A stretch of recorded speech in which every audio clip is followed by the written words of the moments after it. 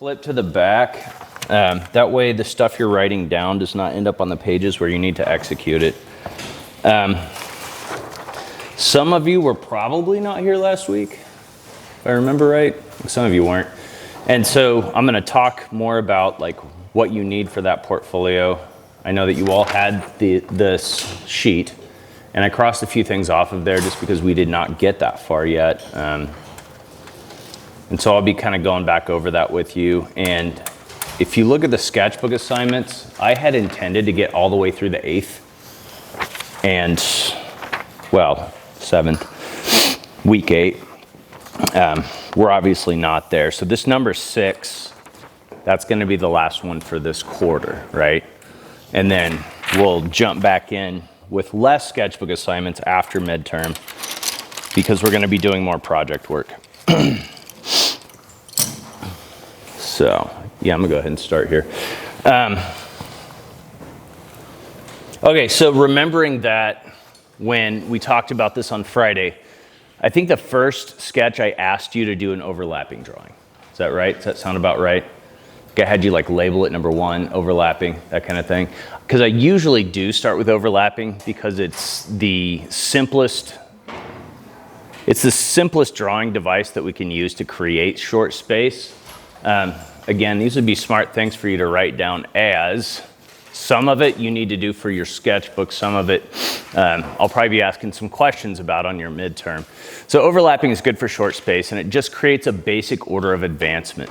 When you do this, I want you to have at least 5 objects in your drawing. Set it up right in front of you. Don't worry about super deep space.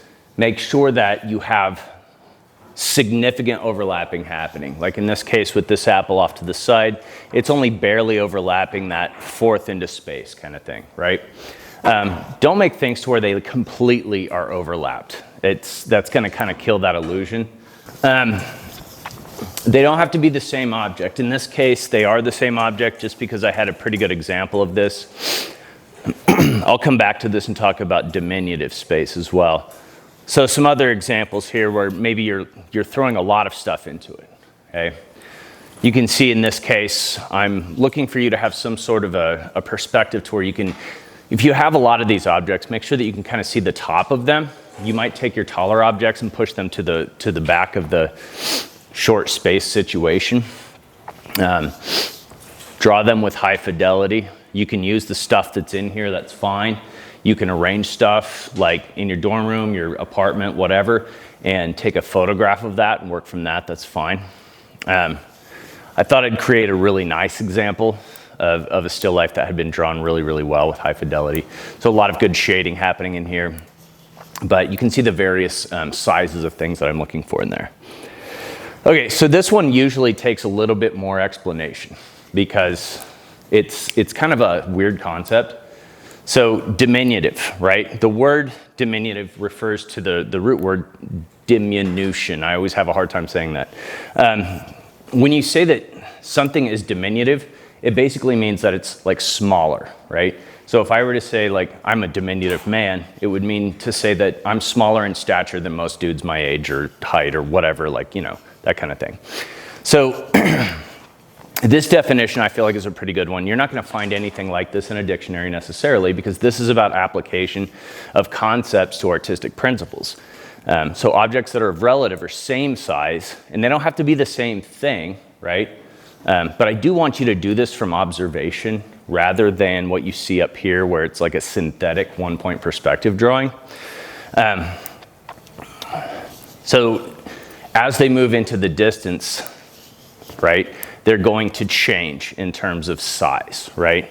But if they're even equal distance apart, they're going to get closer together as they push further away, right? So when you're drawing these kind of things, like you would want to pay closer attention to those larger objects in terms of some of the detail that you can get in there, because that's another one of the spatial devices that we use as artists, right? So when you're doing this, I want you to have 5 objects. They should be roughly the same size. And when I say they can be the same units, that would be like if you had, I don't know, like if you had like 5 softballs or 5 tennis balls, right?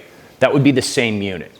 Or if you photographed a bunch of people that are roughly the same size in some kind of a scenario to where some of them were further away and some of them are closer, right? So again, that illusion of like getting larger as they come toward us, smaller as they go away. This kind of like, this works upon a lot of different other spatial device elements. In fact, it's usually pretty hard in composition to find where there's just one spatial device being used. Most of the time there's several being used to create that deep space scenario. So here we have this kind of like situation where either the same girl or some kind of a time-lapse thing happening where, yeah, they should look smaller as they go back, but there's also a couple of other things happening in here. Right? We see that linear perspective action because we know that that road is getting smaller as it goes away from us. It's getting larger as it comes toward us, which isn't real. It's just an illusion. So we have linear perspective in there. But there's also atmospheric perspective happening in here as well. Like I can see this young lady's face a lot better than I can see. In fact, I can't see anything on the same girl or the same type of person further back into space. I can't see any facial features. So more contrast, more clarity as you're closer, and less as it moves away. So that's atmospheric perspective, or that leads us to atmospheric perspective, right? So on that last one, remember, you're doing five objects or things or subjects of relatively the same size. Again, they don't have to be perfectly the same. Say you had 5 bricks that are the same size, right? And you throw them into a space situation and you're perceiving how they change as they move away.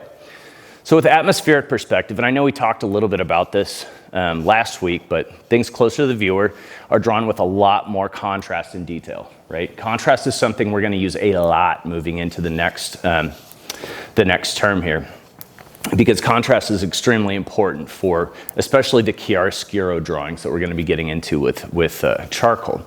So as things move away from us, there's more atmosphere between us and those subjects. So on that last slide, right, the same girl, we can't really tell who it is because she's further away. There's more atmosphere piled up between us, our eyes and our brains, and the subject that we're looking at. So sfumato is another term for that, right? Usually when I do this exercise, I will draw in graphite in such a manner that I'll get it kind of hazy with less detail in that space in the very, very back of the composition, or in that deep space area. As I get closer, I crisp up my contrast a lot. But I also like to use like pen and ink to make that really contrasting and add a lot more detail. So feel free to do that mixture, that combination. Drawing some of this stuff up in here with that sharper contrast in ink can give you a lot more clarity when it comes to that.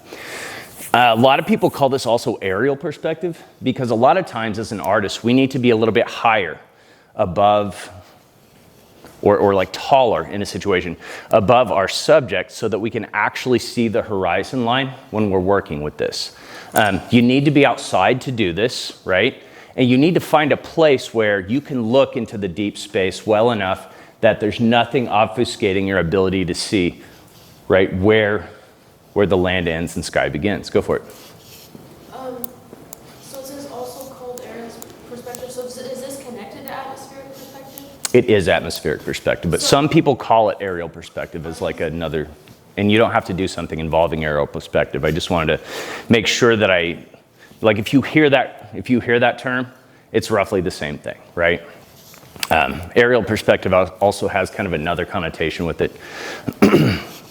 So you're not going to be like worried about doing an aerial perspective project. Like I don't want you climbing on top of our building and photographing stuff. Like that's dangerous.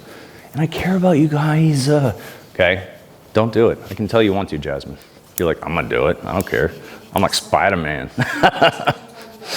Oh, I knew it.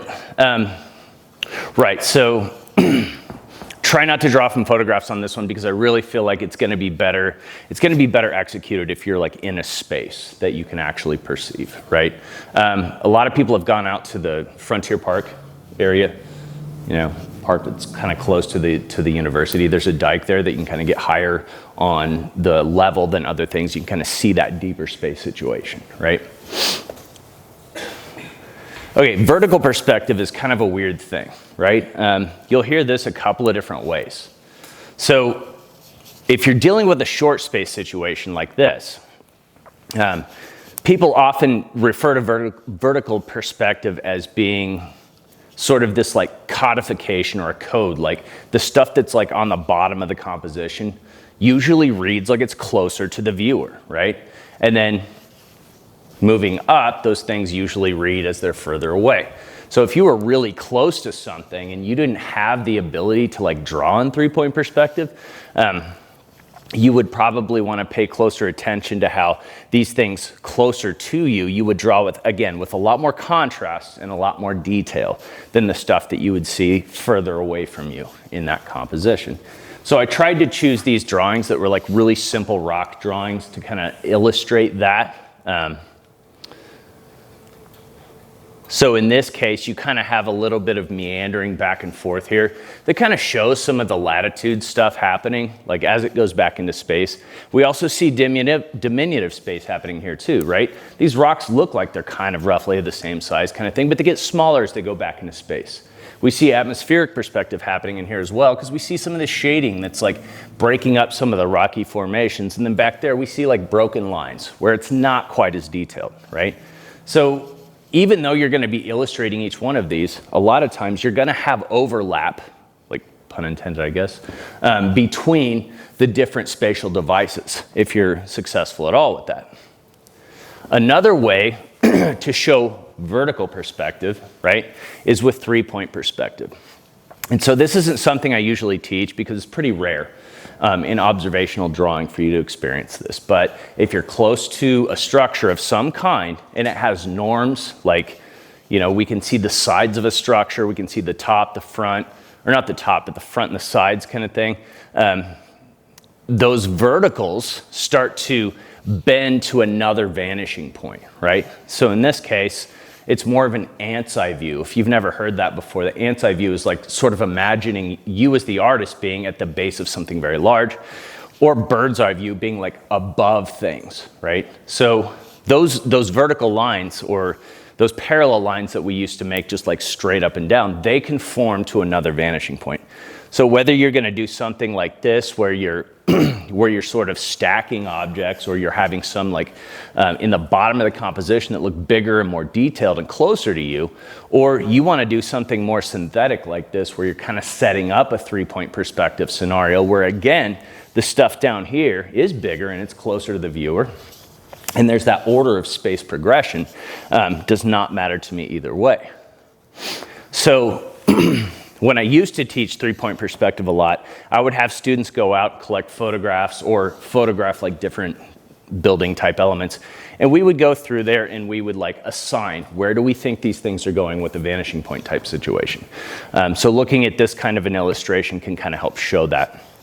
Because these are not parallel, right? They move in such a manner that these get closer together than they are down here. So that's another way that you can do vertical perspective. Okay. We're familiar with linear perspective. This one should not be that big of a deal. So you can do this in applied sensibility, like set yourself up somewhere where you can see a lot of converging lines. You know, what we're doing with the hallway drawings is exactly this, only you'll do it in a smaller way, right? If you want to do it very synthetic, that's fine with me as well. This is an application situation here where it's shaded, right? Interior design people, you probably know that this is something you'll be doing quite a bit in your architectural design course. But doing a synthetic 1-point perspective thing can be just as illustrative of that deep space situation where you like have a horizon line or an eye line, you pick a vanishing point, and you're drawing structures that are coming toward the viewer and kind of pushing away from the viewer at the same time. So think about that practice thing that we did the first day. I had y'all create like some different like geometric forms and things like that, and we gave them depth by drawing them back to a vanishing point, as it were. Okay, so anybody ever seen this painting before? Yeah? So when did you see it? World history. Yeah? That you're in now? Yeah, but like the... Oh, you have a good world history teacher then. Sweet. I love it. So what do you know about it? Like that it exists? Yeah. Do you know anything about all the like important people in here? Because that's kind of fun. It's okay, we're not going to get big into that. Yeah, the Pythagorean theorem guy, all that stuff. You've got your, what I call the Ninja Turtles in here as well. You've got Leonardo, you've got Da Vinci in there, you got Michelangelo, you got Raphael himself. He's the young, like, strapping dude in here somewhere. But Raphael made this, right? School of Athens. It's kind of like the classic example of how Renaissance and high Renaissance artists were trying to make things look more realistic and bring that space situation really into a more perspectival front for their viewers. So all of them exist in this in some way, shape, or form, okay? All of our spatial devices, right? So I want to identify those, like, in fairly short order. So here's where you go. I see one. It's this, and I can tell what it is. So let's start with overlapping. We see some overlapping in here, yes? Anybody? Okay, give me an example, right? People. Okay. Yeah, the short space in here, those people that are like simply overlapping different things. The one thing that I remember thinking about and asking my art history professor about was this, because I actually thought it was part of the composition. I didn't realize it was like literally a door into the next room. I was like, but that thing is really overlapping. She's like, well, yeah, it technically is. I was like, oh, okay, sounds good. So overlapping is like really basic and really simple, right? So what else do we see up in here, right?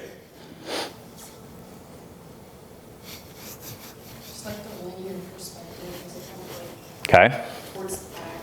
And so you've probably seen The Last Supper, right? And so it's very advantageous the way that these artists have like pushed that perspectival scenario into a vanishing point. It's very important, right? Where that lands. So go for it. Diminutive space in that like hallway kind of thing. You can see like the columns and the statues, and they're getting like smaller. Mm-hmm. Right, and I think. I don't know, it's kind of like you got these cherubs up in here, so they don't quite match because they're already smaller, but I think the figures display that as well. The size of these figures down here, when we put that back, you know, compared to some of the figures that are deeper into space, I think the hexagonal thing happening in here too. You see them much larger as they're closer to us, they go further away, right? What else?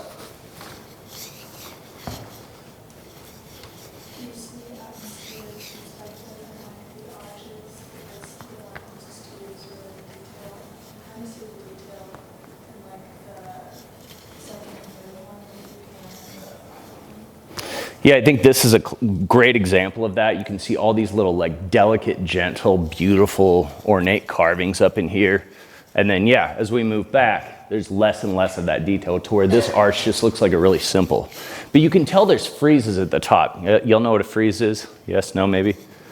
Okay, so the next time you walk past the Mossthorns Gallery, look at some of those stone carvings that are out there. We can see them really well right here, but those are friezes, right?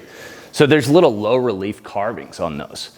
And so we can't really see what they are because they're so far in the distance. It's the same thing with the clouds, right? I mean, we just get this intimation of clouds happening there. What about vertical perspective?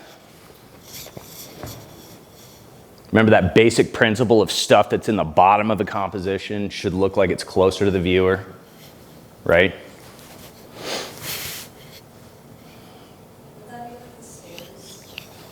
I think so. I mean, I think that this scaffolds us, right, in. We can see a lot of detail on this kind of stuff happening here. We know that's closer to us, right?